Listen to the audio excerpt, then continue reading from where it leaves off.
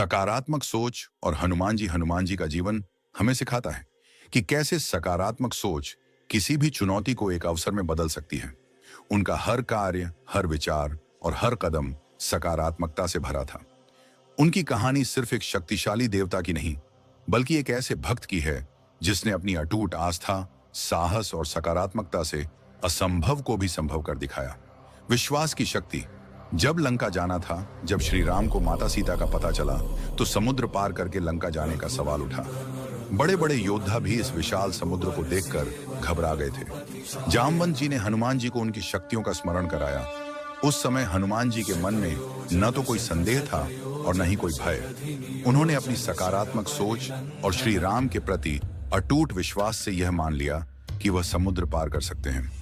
इस घटना से हमें यह सीखने को मिलता है कि जब हमारे मन में कोई संदेह न हो और हम अपने लक्ष्य के प्रति पूरी तरह से सकारात्मक हों, तो कोई भी बाधा हमें रोक नहीं सकती।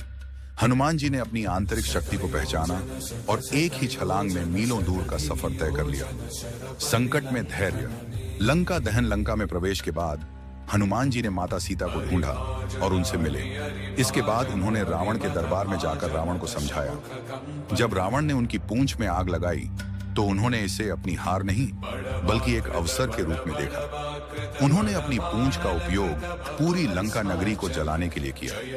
यह दिखाता है कि एक सकारात्मक सोच वाला व्यक्ति विपरीत परिस्थितियों को भी अपने फायदे में बदल सकता है।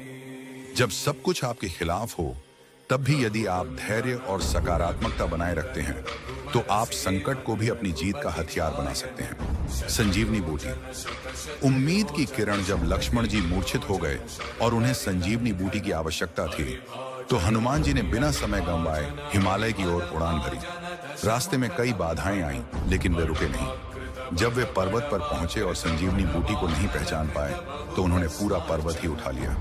उनकी सोच थी कि यदि मैं सही बूटी नहीं पहचान सकता, तो मैं पूरा पर्वत ही ले चलता हूं ताकि लक्ष्मण जी को बचाया जा सके। यह घटना दर्शाती है कि जब हमारे पास पर्याप्त जानकारी न हो, तब भी हमें अपने लक्ष्य से भटकना नहीं चाहिए। सकारात्मक सोच हमें समस्या का हल ढूंढने के लिए प्रेरित करती है, भले ही वह हल थोड़ा अलग या असामान्य ही क्यों न हो। हनुमान जी ने अपनी बुद्धि और सकारात्मकता से लक्ष्मण जी को जीवन दान दिया। अहंकार से मुक्ति और विनम्रता। इतने शक्तिशाली होने के बावजूद हनुमान जी हमेशा विनम्र रहे। उन्होंने कभी अपने पराक्रम का अहंकार नहीं किया। वे हमेशा खुद को श्री राम के सेवक के रूप में देखते थे। यह विनम्रता ही उनकी सबसे बड़ी ताकत थी। सकारात्मक सोच का मतलब सिर्फ शक्ति प्राप्त करना नहीं है, बल्कि उस शक्ति का सही उपयोग करना और विनम्र